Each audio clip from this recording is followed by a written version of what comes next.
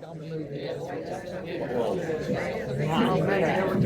good morning. I want to welcome you to our Faith at Work series. This is part of an overall experience that we're having resulting from a grant that the Bretton Woods campus received from the Calvin Institute of Christian Worship.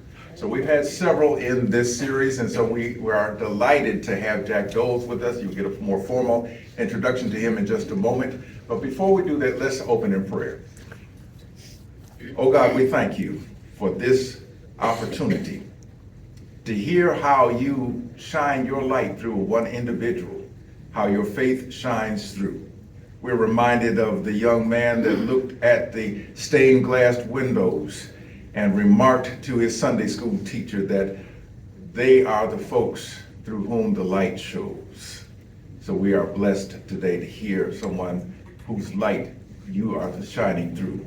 We bless you for the people that are here, that are gathered in this place. We ask that you would bless us with your presence as we hear how your faith is being expressed.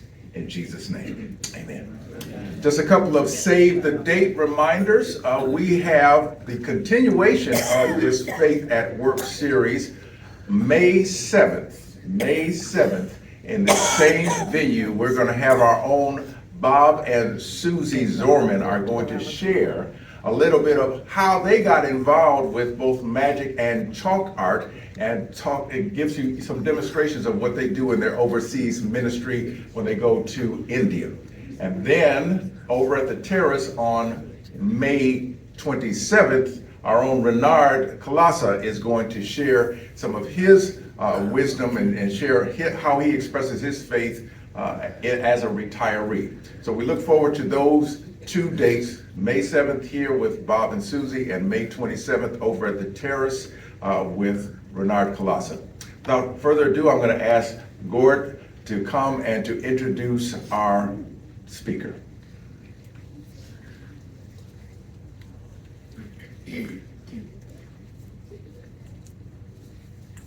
Jack Doles is no stranger to us. We have seen him for 35 years on Wood TV, Channel 8. And he has a very rich experiences that he's able to tell us about today.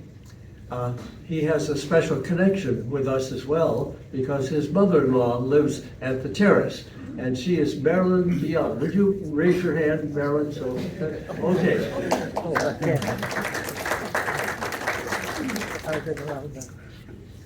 I think all of you have read in the Buzz the resume of Jack, and I'm not going to repeat all of that. Only to say he has been involved in the major sports arena, such as Major League Baseball, the Final Four in basketball and hockey, and especially in the Olympics. I think there were 11 of them mentioned. And so we're just very happy to have with us today Jack Doles. Let's give him a good applause.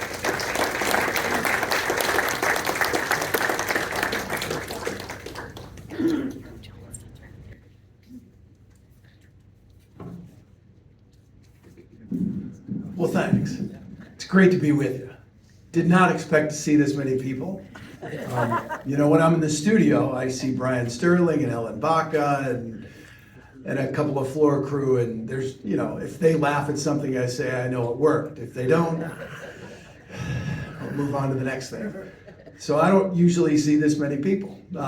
So now I'm nervous. So if I start stumbling, that's why. No, when I came to Grand Rapids, Warren Reynolds, I know many of you know him, and so Warren was the one that hired me. And it's a funny story how that happened. I got to meet Warren. Now, if you know me, you know I don't fish. I don't like to touch worms. I don't like to take the fish off the hooks. One of the most embarrassing moments was when we had to take our kids in preschool to a little fishing thing. And one of our kids, I think it was Julie, caught a fish. And I I'm supposed to take it off, and I just couldn't. And the preschool teacher comes over, and she just looks at me, and she's like, "Are you serious?" And she took the fish off the hook, and I've not lived that one down. But Warren and I were invited to Ludington to be a part of a fishing contest. It was some salmon fishing out there, and it was like I got to go for a boat ride, so I was really excited about it. And thankfully, we had people there to bait the hook and take the fish off, and I caught one, and it was bigger than Warren's fish. So they took a picture of us holding up our fish, and then I saw we had a job opening at Wood TV, and I sent Warren the picture of him and me and my fish that was bigger than his, and I said, "Here's your next big catch." And that one worked somehow. So started working with Warren, and he was just a beautiful human being. And I've got to tell you, when I first took this job, I didn't know much about Grand Rapids, but I saw the city in 1990, and I was like, I'm going to be here for one contract, and I'm going to move on.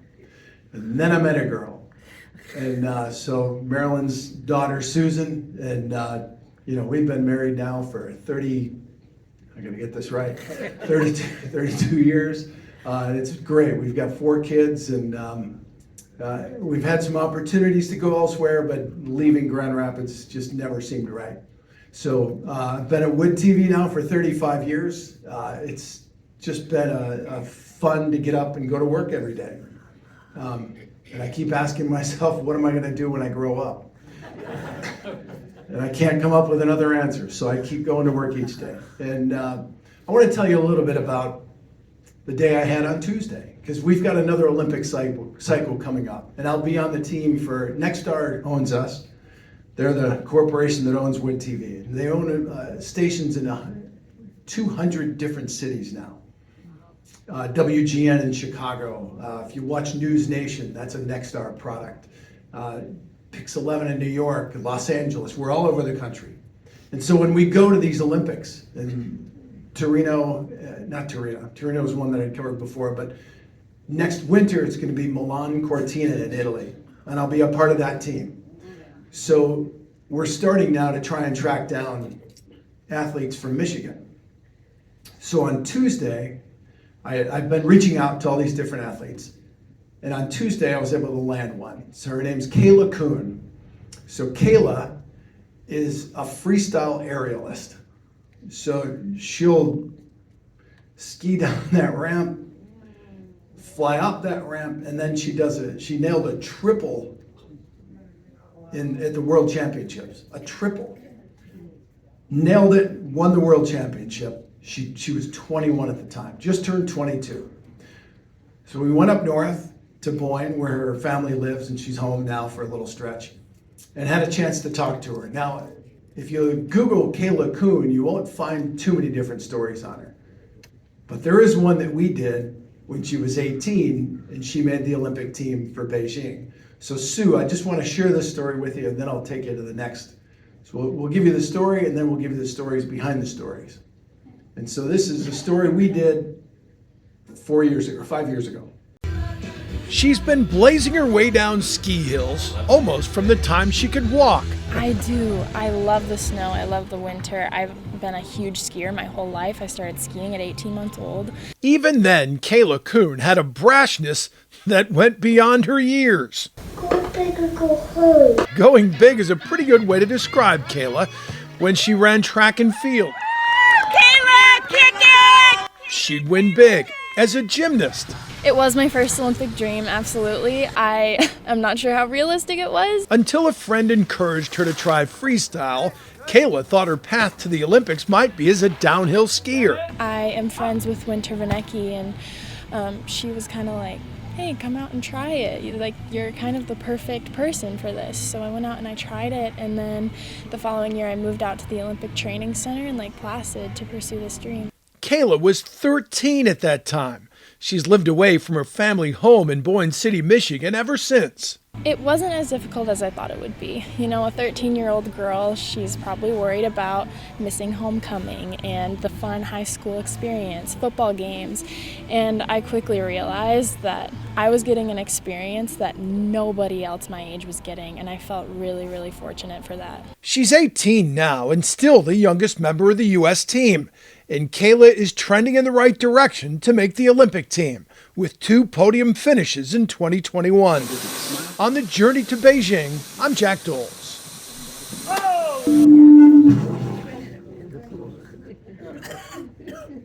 So you saw that video of her training. In the summer, they jump into a pool. It's in Park City. It's fascinating. When she's in the air doing those triples, she's 60 feet in the air. And then I did find out when I sat down with her this time, because I have to do some fishing. The interview is a half hour, and I don't go a half hour on an interview because it's a lot of work to type all her answers down as I try and write a story. So usually you try and, you go back and forth a little bit, and a good interview is about 10, maybe 15 minutes. But I had to do some fishing. I had to get more information about her. And about 25 minutes in, I discovered she's afraid of flying. Like, wait, what? You're 60 feet in the air, you're doing a triple flip, and you're afraid to fly? She goes, when I'm on my skis, I'm in total control. But when I'm in one of those tin cans going up, I have no control. She will have 15 new stamps on her passport next month alone. Because, most of their competition and training is being done in Europe. So she's got to fly a lot. So she's got to overcome that. And it was interesting to talk to her because she was in Beijing where families couldn't go. The 2 Olympics before Paris, Beijing and Tokyo, were COVID Olympics where families couldn't go. Most of their team, the only support you had around you were teammates that you were trying to beat, and they were trying to beat you, or other athletes. So we had a lot of discussion for 2 straight Olympics about mental health, and it was very difficult on these athletes. So this summer, Paris was open again, and it was beautiful. Paris is an amazing city, but now you've got Olympic spirit back for the first time in 3 Olympics. So you go through Olympic Park and flags were on people's backs from the countries they come from, and there was chanting and singing, and USA, USA, you got to hear that again. And the athletes had their families around. There was women's rugby will typically play in front of a crowd of, a couple hundred fans. They played in the same stadium as track and field, set about 65,000 people. It was full in the morning. They emptied it out and they filled it up again at night. Women's rugby, men's rugby. For those athletes, this was amazing because it was the first time they've ever been in front of crowds like this. But it was also for the first time in a long time that they got to experience, and some of them for the first time ever, what a real Olympics was like. And so it was great to have that back. And one of the athletes, I like to think I do a pretty good job of tracking all the Olympians we're going to have.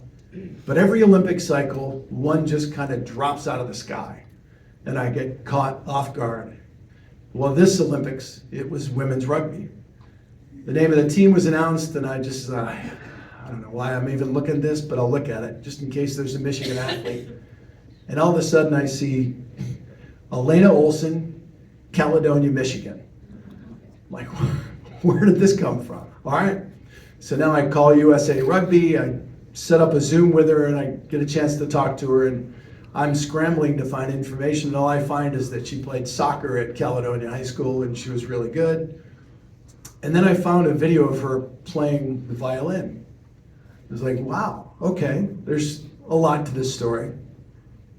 So I asked her during the Zoom interview, are you going to be home before the Olympics? And she says, yes, I'm going to come home this particular week. And I said, please let's sit down. I really need to get to know you and just want to share more of your story. So we sit down, and I find out she didn't just play violin. She was like first chair, Grand Rapids Junior Chamber. I mean, really big time stuff. So we talk a little bit about that, and it's fun to kind of get, instead of just, here's Elena Olsen, she's on the U.S. rugby team, what makes her click? What makes her tick? Why is she special? And so, Sue, this is the story we aired on Elena Olsen before the Olympics, and then I'll tell you a little bit about our Olympic moment out there. So this is Elena Olsen from Caledonia. We'll try that with 5'4" Elena Olsen, and she'll absolutely crush you. And if you judge her by the sport she...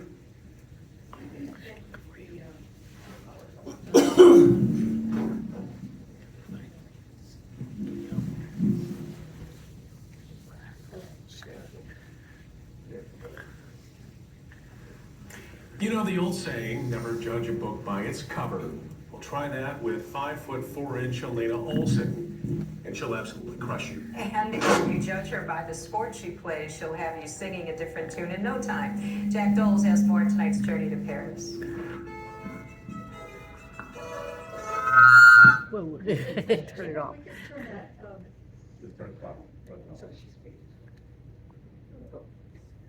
Just press it.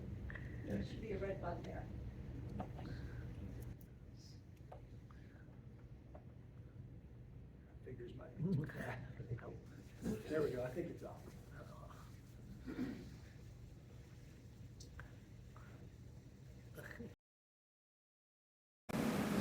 You know the old saying, never judge a book by its cover. We'll try that with 5'4" Elena Olsen, and she'll absolutely crush you. And if you judge her by the sport she plays, she'll have you singing a different tune in no time. Jack Doles has more in tonight's journey to Paris.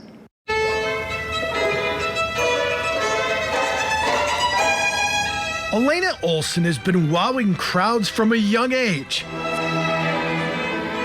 She was a featured soloist for the Grand Rapids Youth Orchestra and at Caledonia High School. 1, 2, 3, USA! Nowadays, you'll find her wowing crowds on the pitch for the U.S. Women's Rugby Sevens team. I get that all the time. They're like, oh, you're too sweet to play rugby. Nobody says that after they play against Elena. I know if you talk to my teammates, they don't think I'm sweet on the field. Like, I'm probably really annoying. And also that instinct of like, I want to win. Like, I want to win more than I can breathe. She'll try and help the U.S. women's team win a medal in rugby for the first time. Like everything else she's accomplished, Elena's road to Paris has been filled with ups and downs. She was cut from the U.S. team that went to Tokyo. It's just like a really strong rejection. And that's going to come in whatever sport you play, at whatever level you play, you're going to get rejection, and it's going to sting. Elena considered moving on to something else, but that's not in her DNA. We're all motivated, but it's still hard to wake up every day and be like, I want to be better than I was yesterday. I want to put more effort than I put in yesterday. It's hard to show up and do that every day. But like she did when she mastered the violin, Elena made the decision to do that. And her hard work and determination has made her one of the best scrum backs in the world. This doesn't happen all the time, but there are moments where it's perfect. Like you're playing and you're like, oh, I've been practicing that and I just did it exactly how I wanted it to be. And same on the field. And it's like these few pure moments of joy where you're like, I have practiced to do that for so long and we just executed it perfectly. For Elena, the payoff now is like a perfect bow stroke from her youth. And if all goes well in Paris, the song she longs to hear will be a catchy little tune from Francis Scott Key.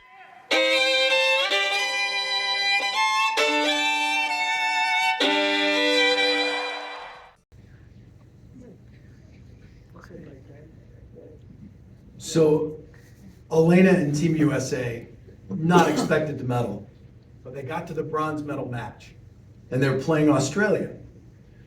And they were down closing seconds, and one of the US players just took the ball away, went end to end, and it was like a last second win. And I've got to tell you, when you get to see joy like that, they knew they had just won a medal. When you get to see joy like that right in front of you, it's incredible. And our mix zone where we interview the athletes for rugby was right on the field. I mean, I had the best seat in the house for this match.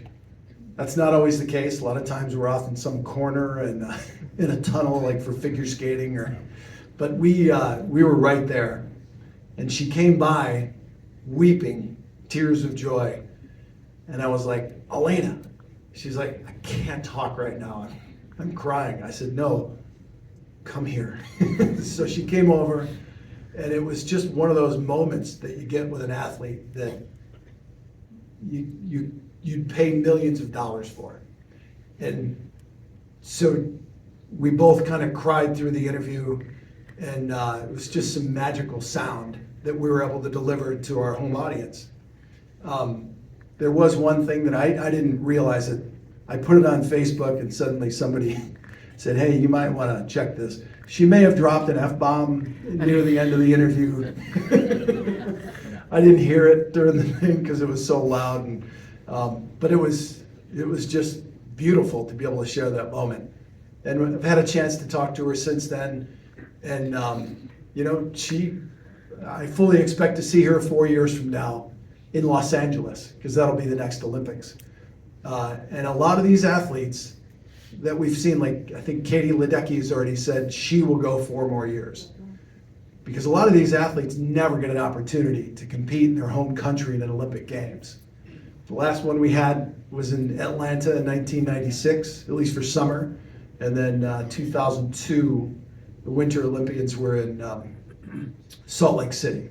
And they'll get that chance again in 2034. So for a lot of these athletes, they'll go one more Olympic cycle. Because, 4 years of the work they have to do. Imagine Kayla Kuhn, who we just saw, how many times she's 60 feet in the air and coming down on those knees.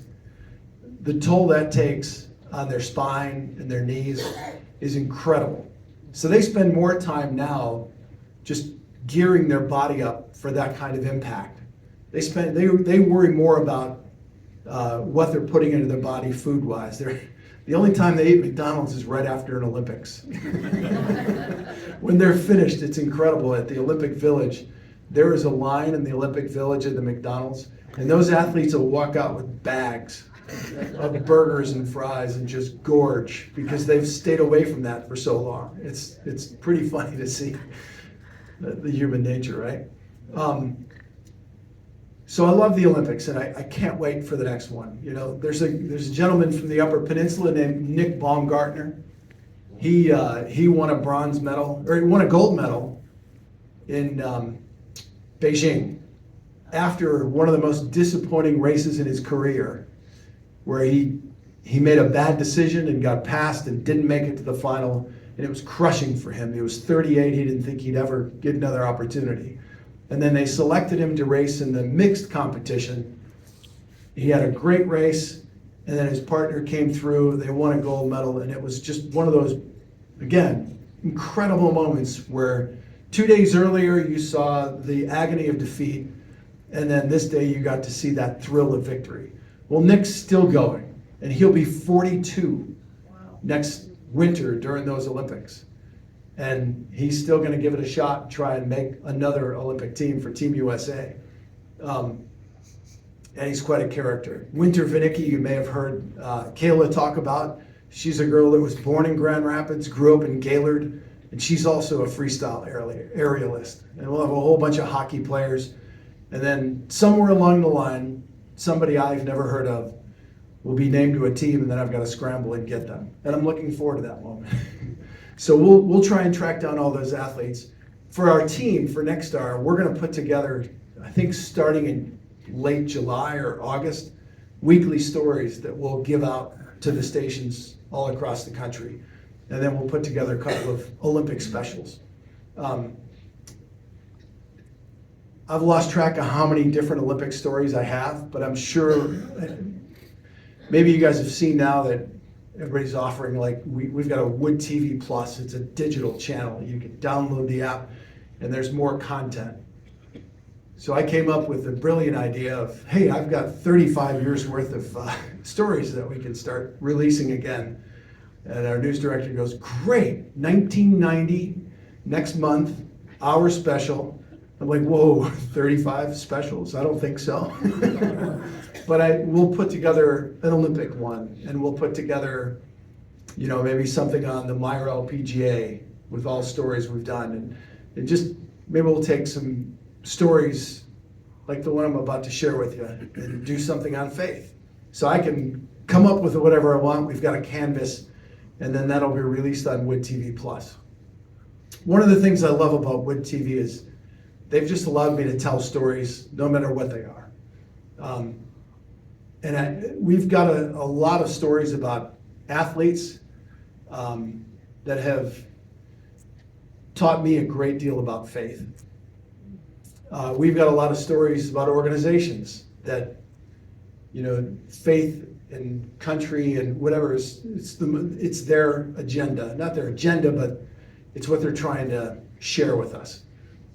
And I think you go to a lot of cities and you might have a news director who might tell you, no, we're not the 700 Club. You can't make this part of the story. But as a reporter, it's my job to share it's never my story. It's their story. It's my job to share their story, whatever it is. So when I get somebody that's open about faith, or I can tell this is what makes them, then it's important that this is a part of that story.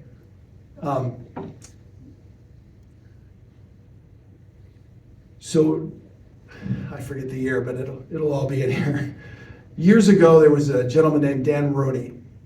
He and his father owned Grand Haven Golf Club. Dan was also a fighter pilot, and he had just finished another tour in Iraq. And when he came home, he was on an airplane landing in Grand Rapids, and the pilot made an announcement, ladies and gentlemen, we have a hero on board. Well, there was a soldier named Brock Buckland who had been killed in the line of duty, and his remains were on the plane, and his family was going to meet him, and there was going to be a ceremony on the tarmac. And it struck Dan, as he just came home from fighting for this country, how few people gave any reverence or paid attention to this ceremony on the tarmac. And he just felt like, I'm going to do something. So a couple of months later, I get a phone call, and it's Dan. And I hadn't met him yet. He goes, hey, listen, we're going to run a golf tournament at Grand Haven, and this is what it's all about. Just in case, we'd love to share that with you. So I went out to Grand Haven, first time I got a chance to meet Dan. Fast forward to now, Dan created from this golf outing Folds of Honor, which has now given out 60,000 scholarships to children or spouses of soldiers who've been killed or disabled in the line of duty. And now it's reaching out. They're also giving those scholarships to children of first responders, police officers. It's incredible how big this organization has become. And it started with a little one-day golf tournament in Grand Haven. Now Grand Haven Golf Club, again, Dan with big ideas, is called American Dunes. And it's really the home course for Folds of Honor. And so Dan, the golf course was in pretty rough shape. And he was like, we have to do something drastic. Either we're going to turn this into real estate, or I've got to come up with just a drastic idea. And he came up with a drastic idea, and he went and sat down with Jack Nicklaus to try and sell him on it. And Jack Nicklaus, before he was finished, was like, I'm in. So this is a story we did right after American Dunes opened, just to give you an idea of what American Dunes is all about in Folds of Honor. Show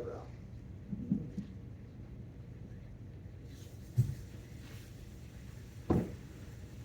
In July of 2006, 67 golfers signed up for the first ever Patriot Day golf outing at Grand Haven Golf Club. It raised about $6,000. The outing also inspired the man who started it to do more for families of soldiers who have been killed or disabled serving our country.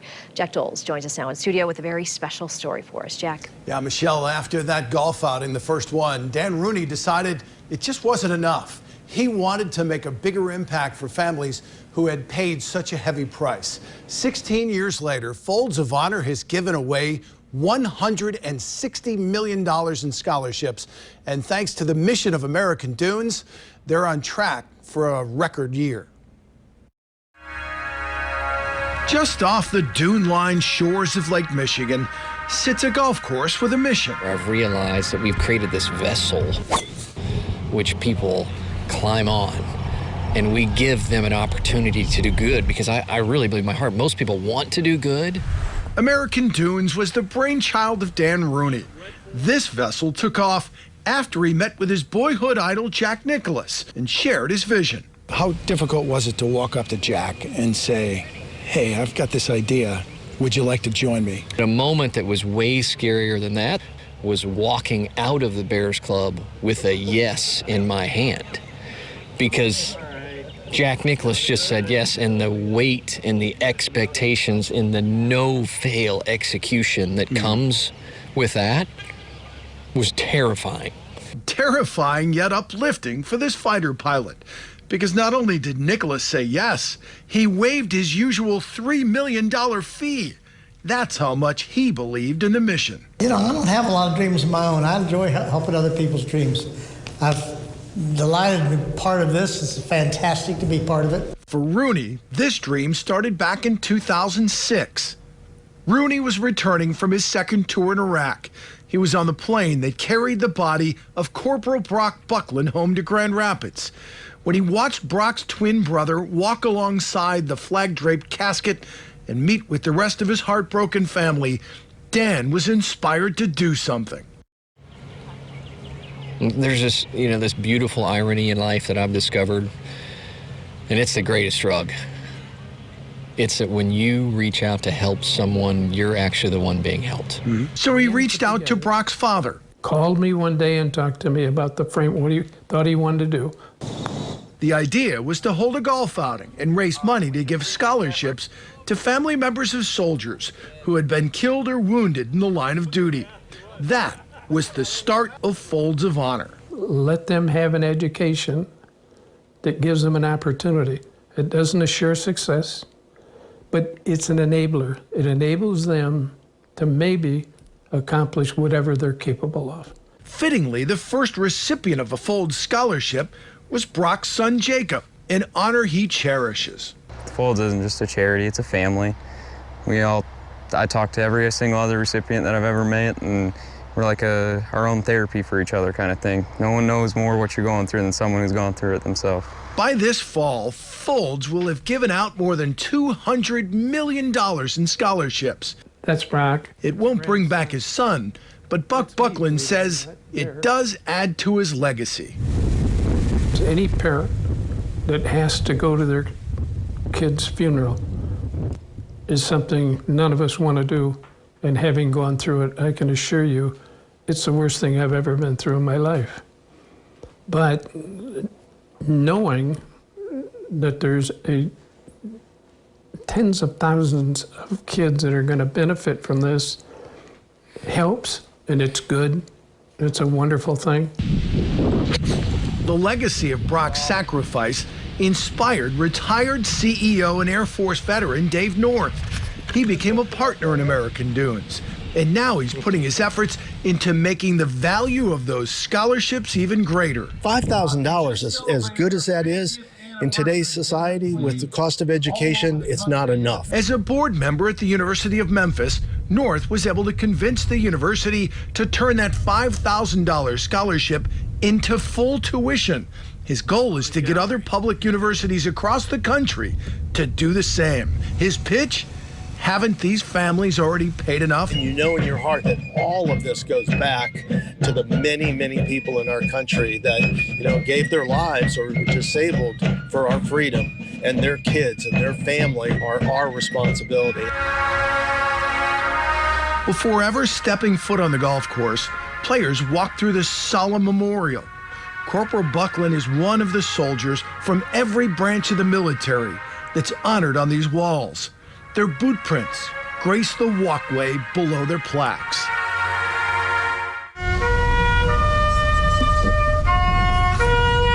Every day at 1 o'clock, Taps is played outside the clubhouse. The staff stops what it's doing and pays tribute to fallen soldiers. And quite often, you'll see veterans like 96-year-old Wallace Pearson do the same. He served in World War II. It's so much deeper here. They talk about it being golf's most heroic round. And from the time you walk into the parking lot through the honors that as you approach the clubhouse, the flag that's flying, and you start to realize there's way more to golf than just this. As golfers make their way around this Nicklaus design course, they are thanked by Folds families. We are eternally grateful that our dad's legacy lives on through American Dunes. They also see 2 plaques on every hole. One honors a soldier, the other pays tribute to one of the 18 majors Nicklaus won during his Hall of Fame career. And from time to time, the Golden Bear pops up on the screen of their cart and regales them with a story about a key shot. Went to a playoff, and I beat Arnold in the playoff. My first win as a professional. You know, Mr. Nicklaus and I talk about this place between the two of us as a church. And a church is a place that you come to find spirituality. And this is a golf course that is going to raise people's spirits. Rooney's goal was to make American Dunes the type of golf course that would inspire golfers and veterans from all across the country to make the pilgrimage to Grand Haven. On this day, David and Judy Faulkner drove from Alabama. They came to see their son. It's been 13 years. It's just good to know that the men and women that have made the sacrifice are not forgotten. That's it gives me hope that for our nation that people still take time to appreciate that freedom is not free. Their son Blair paid the ultimate price in 2008. He was killed in a training accident. Blair loved flying, and he told us every day we went on the line to get in the jet, it was like Christmas. And he said, you know, if I die flying, you'll know that I died doing what I love and serving my country. It's patriots like Blair and the other soldiers on the memorial that inspire Rooney to keep pushing for growth and Folds of Honor, and to give every penny of profit from this golf course to the cause. What's it like when you come up with a dream and it exceeds expectations? I asked that question with Jack Nicklaus yesterday. I said, Jack, in your life, are there moments where reality exceeds your dreams? Then he looked at me and said, right now. And I use this very simple concept in life. I call it a divine echo. Like, however you want your life to manifest itself, first you have to put it out in the world, and then it echoes back to you. And this is a divine echo, right? We put it out in the world, but it just has come back with such awesome reverberation. And the latest addition to the American Dunes is the Wall of Honor. You can see it from the 18th green, and they're hoping to raise $1 million for Folds with this for an annual price of $313 a year. People can honor a hero in their lives. Doesn't have to be military. You get to put their name with a plaque on that wall. So it's another way that they are raising money for Folds. And Michelle, it's been incredible to see the growth of that. And it all started right here in West Michigan.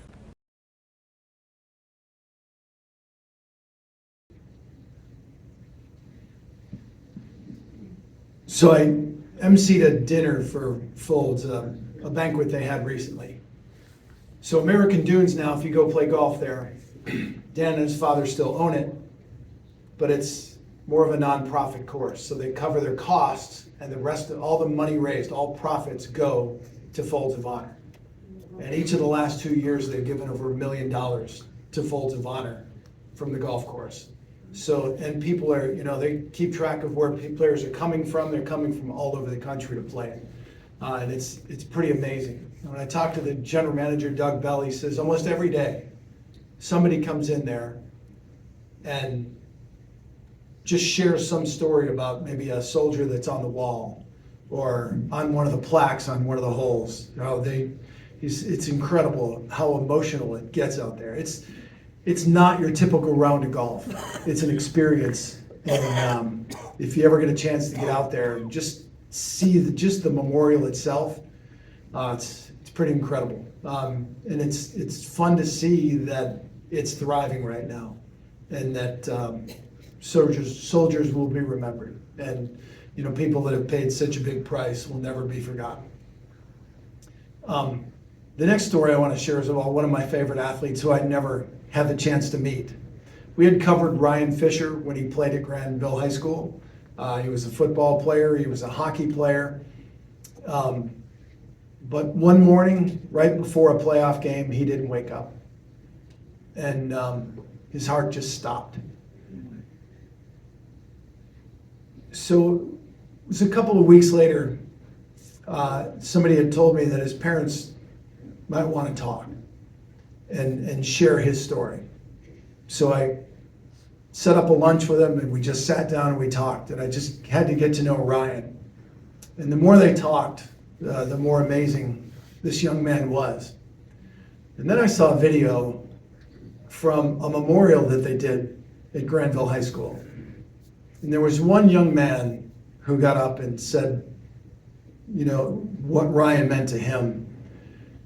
And I just told the mom and dad, I said, here's what I've got in mind for a story. And I think it's something that hopefully when it's done, you can use when you speak somewhere or wherever. It was crazy because when we went to Granville High School, we just set up a camera in the lunchroom, and we just asked people if they wanted to say a quick word about Ryan. And we had about 100 kids just lined up that wanted to say something about Ryan. It was just like one word, two words, and boy, you saw the impact of a young man who cared about others. You saw the impact of a young man who lived his life with faith. And the loss for Granville's community was extraordinary, but it's also created this, in Granville now they do a thing because Ryan wore the number 11. They call it a Being 11 award, and it's given out to the kid who is the best teammate and the best, you know, he just shows up every day, excited to be there, includes others, and it's really one of the most coveted things a Granville High School student can win, especially a student athlete. So before I go on anymore, this is Ryan Fisher's story, and then we'll just share a little more after that.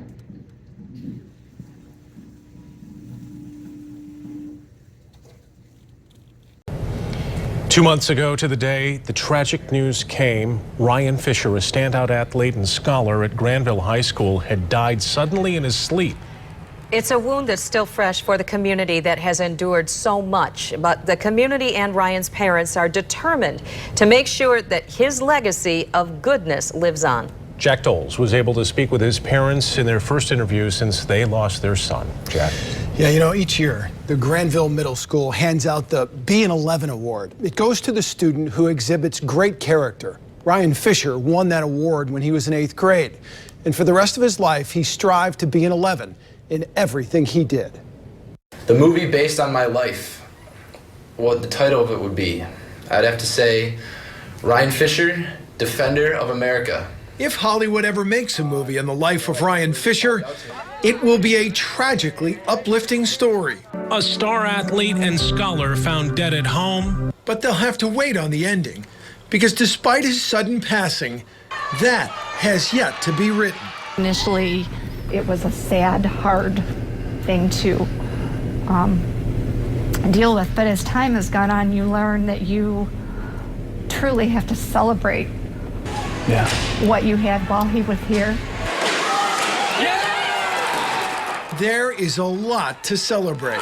Ryan was a 3-sport athlete, an honor student, a leader with a burning desire to serve. I really love America. Big Patriot. He was big time USA. If we were ever to play like a World War II game in his backyard, just playing around, he would always have to be America or he wouldn't play. He was so sure of his path, Ryan started telling people in 3rd grade he was going to go to West Point. It was a commitment to serve something higher than, bigger than himself. And to be a part of that really drove him. Ryan received his appointment to West Point in February. His desire to serve extended to every facet of his life. He went on 4 mission trips, logged over 400 hours of community service. But his most important work was done in the halls and classrooms of Granville High School. He was one of those rare students whose reach extended to every peer group. He put others before himself. Determined. Inspirational. Brilliant. Perfection. Respectful. There was one time my friends were teasing me and all that, but it was like he came up and he said, "You should stop, man. It's not right." He did stuff that, Good Samaritans would do, but, maybe some people wouldn't even think about doing. So, I mean, it's so important to live our lives like him because, the world was a better place when he was here. Lord, today we ask you to fill our hearts with happiness and love and our minds with Ryan's unforgettable smile. He's going to live on through us. We have to be who he was. No exaggeration when I say this. A friend of his from both school and church got up and spoke about the fact that Ryan had, I don't remember his exact words, but he was in a low spot in his life. In all honesty, he saved my life. He approached me at a time where I didn't want to live anymore. And it was Ryan that had inviting me over. Not just invited him in, but made sure that he was accepted, made sure that he had fun, made sure that whatever was important to him was important to the rest of us, and really, truly brought him in as a friend.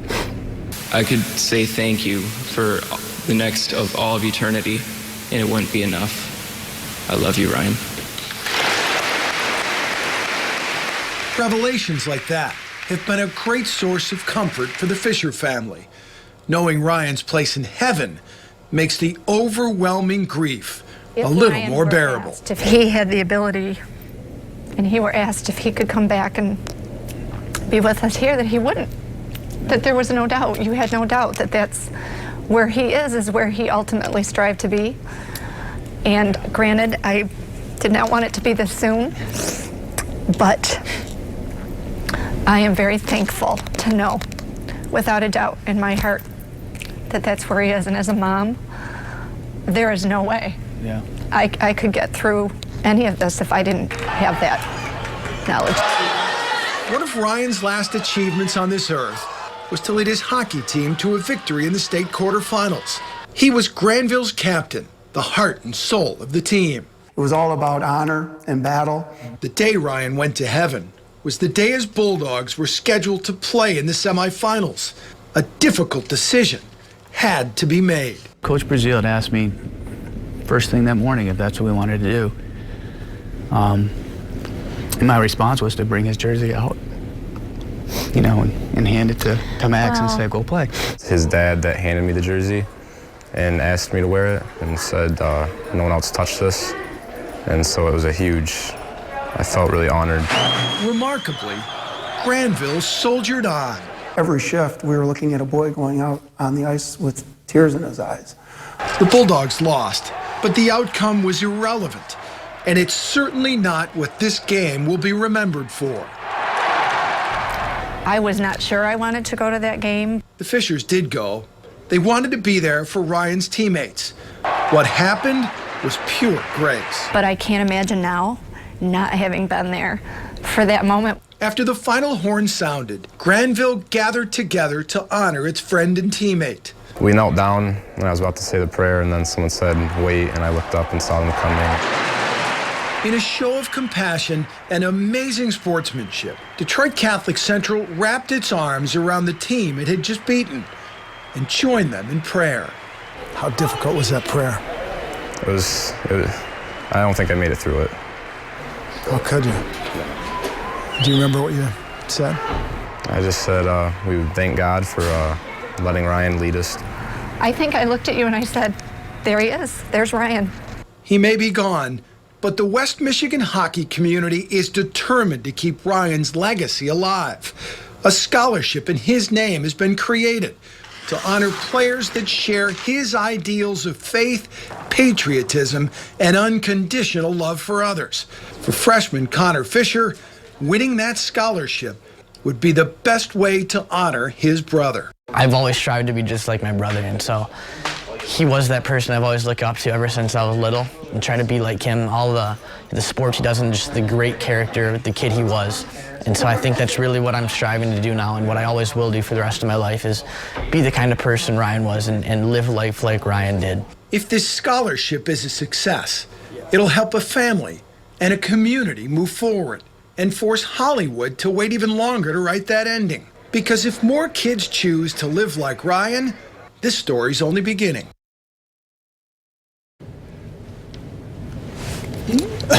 Winston Churchill once said, "We make a living by what we get. We make a life by what we give." Ryan Fisher lived a rich and meaningful life. Thank you, Jack. And to learn more about the legacy of Ryan Fisher, his scholarship, you can go to ryanfisher.org. They're hoping to raise $100,000 so it will be fully endowed. The hope is that they'll hand out a $2,500 scholarship each year to a person who lived like Ryan. It's just such an incredible story, and it's just so emotional. He is certainly an inspiration to many, no doubt about that. You know, never had the opportunity to meet him, but as you talk to people and you just realize what an impact, a great impact he made. And it was things as simple as a smile and a "hi, how are you?" to just about anybody in a hallway. Yeah, the cross-section of all those kids. And as you saw with the one student, how powerful that was in his life and how much he needed that at that time. Yeah. And he was there, and he brought him in. Great story, Jack. Thank you. Thank you.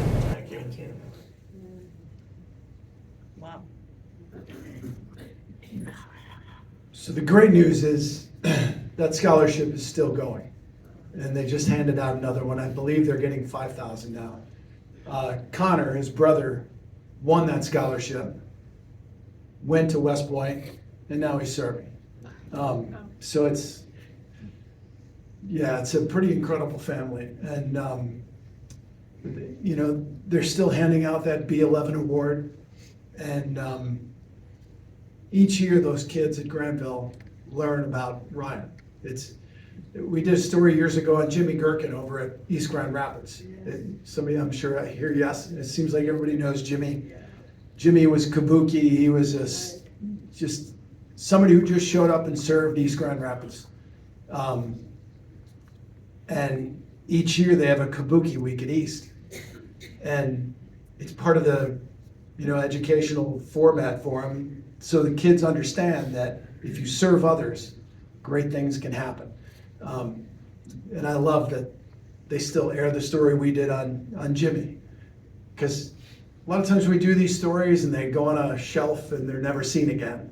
But when we get to share them like this again, you just realize, hey, that was great to be able to see that again and share that message. And I forgot that I broke down on air. But there's power in telling a story. And that's the part of my job that I love the best, is that when you get your hands on a good story, you've got to be a caretaker for it, because again, it's not mine, it's theirs. It's their message. And when it's done well, you feel like you've really accomplished something for a day. On the other end of the spectrum, some of the stuff we do is complete nonsense. And so the last video I want to show you is some of that complete nonsense. When I first was interviewing for the job at WIT TV, the general manager's name was Bob Grudhan. And I sat in front of him, and his first question to me was, and it really wasn't a question, it was, I'm the kind of guy that when sports comes on, I hit the off switch. Like, okay. Interesting. I said, well, I understand. There's a lot of people that aren't big into sports, so I'm going to try and lure people or make people that don't really care about sports want to keep watching. Well, how are you going to do that? And so one of the ideas that I had was to create something that showed incredible plays that we don't have time to show, bloopers, just create some kind of a thing where people will want to stay up and watch. And when I first started, I was doing weekends, so there wasn't time for it there. And then about 6 months later, they moved me to weeknights. And after a couple of weeks, I noticed that Thursday nights, there was really not much going on in sports. During the baseball season, that seemed to be the night that the Tigers were off. It also, at the time, happened to be the night where NBC had its biggest audience. And the pressure was on to make sure we held that audience. So I decided to come up with this thing called Bananas, Doles Bananas. And it's utter nonsense. I know we've got a couple of coworkers that watch it and they're like, oh, here we go again. But like Brian Sterling, he's not a big fan because it gives sports more time, a little less time for news, but that's a story for another day. Brian, deal with it. It also gives me a chance to, once in a while, try out some impressions. So this is a Doles Bananas episode. I grew up in Chicago, big Cub fan. Harry Carey was the Cubs play-by-play guy. And I used to think I did a pretty good Harry Carey impression. This is what turned out.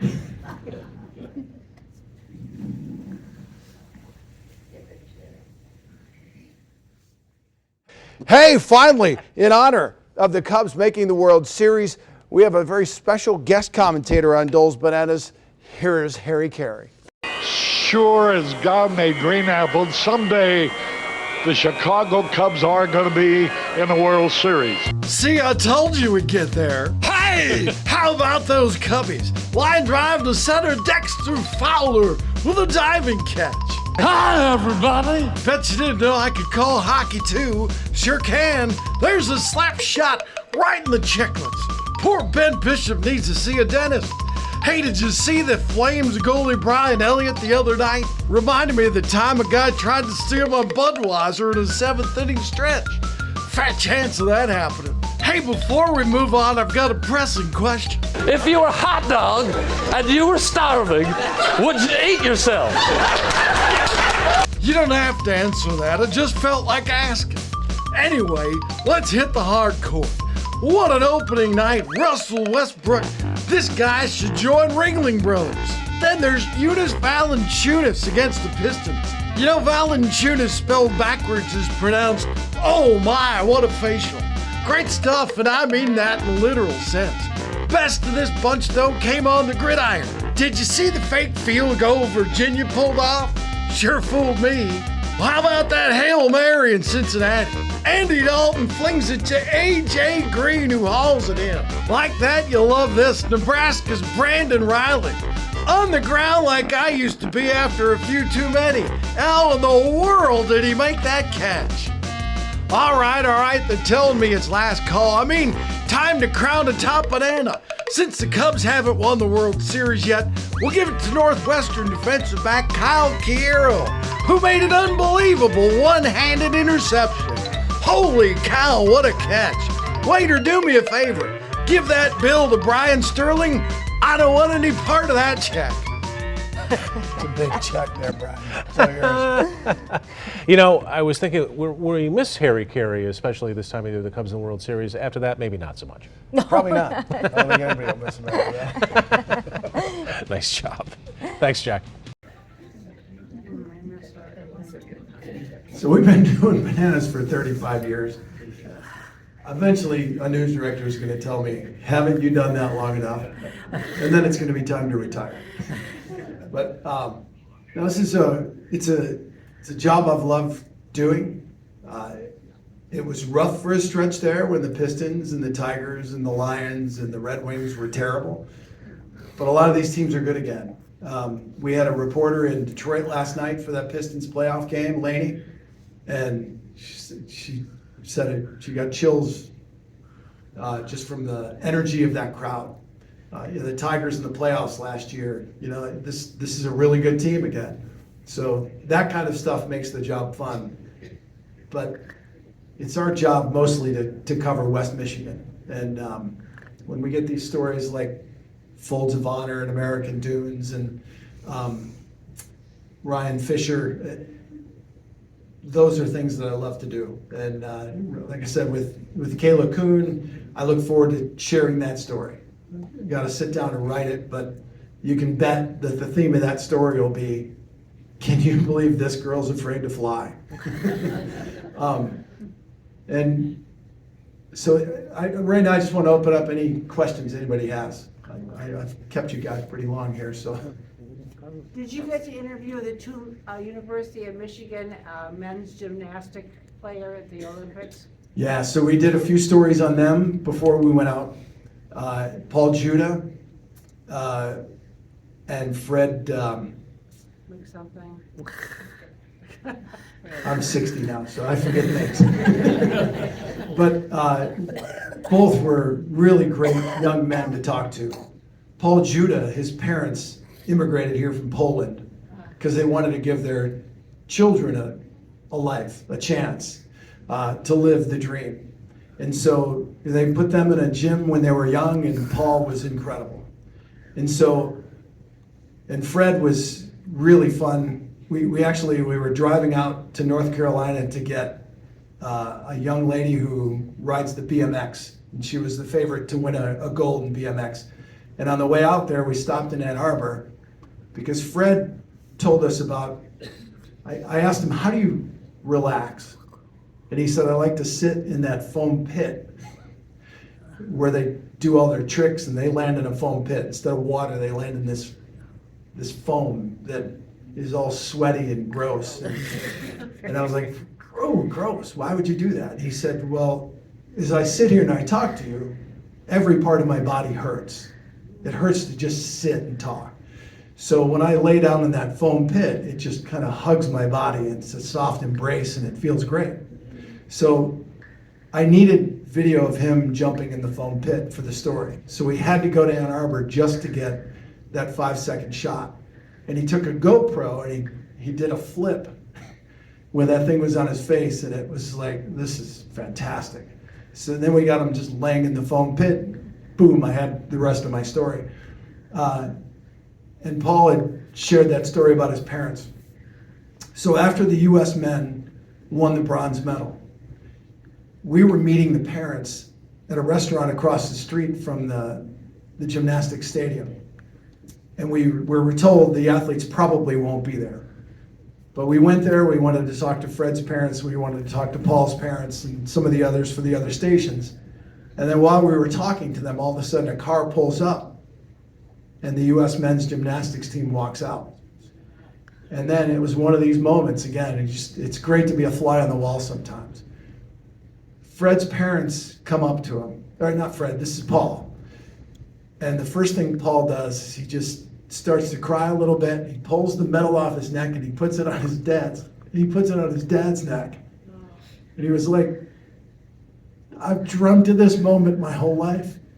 And so he got to reward his dad for all he did, all the sacrifices he made for him.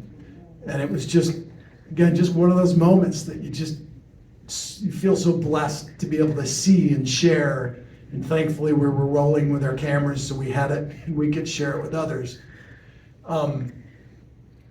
Years ago, there was a young lady named Lindsay Tarpley she was from Portage, and she was on the women's soccer team. And this is when they had Mia Hamm and all these, the biggest names in women's soccer ever. And so she was the young buck who joined the team for their last Olympics. And this was in Athens. And sorry, I forget which one it was. This may have been, doesn't matter. It's their last Olympics. Well, in the gold medal game, Lindsay scored the golden goal that gave the U.S. the gold medal. And so we were on the field and got to see them running around with the flags draped over their shoulders and sing the national anthem, screaming it at the top of their lungs, so off key, but it was the most beautiful sound you ever heard, because again, there was just this joy. And then we got to go to a party at USA House afterward, and again, the theme was they just sang all night long. And it was just great to see and share in these moments that I had no business be a part of, but they allowed me in because I had been there a few times to talk to them, so you get to know them a little bit. And when we can share those moments with you, then that's the payoff for everybody.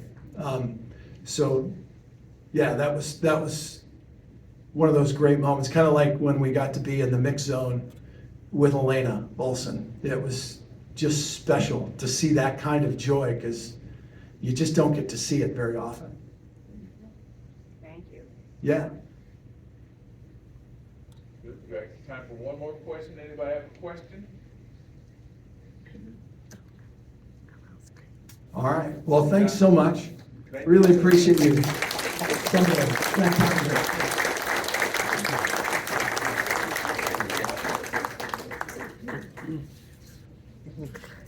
Again, we want to thank Jack for sharing a little bit of the inside story of what he does, and we appreciate that so much. There may be a few, I don't know, I think the cookies are wiped out. Might be a little coffee back there, but again, thank you all so much for coming. We appreciate you. God bless you.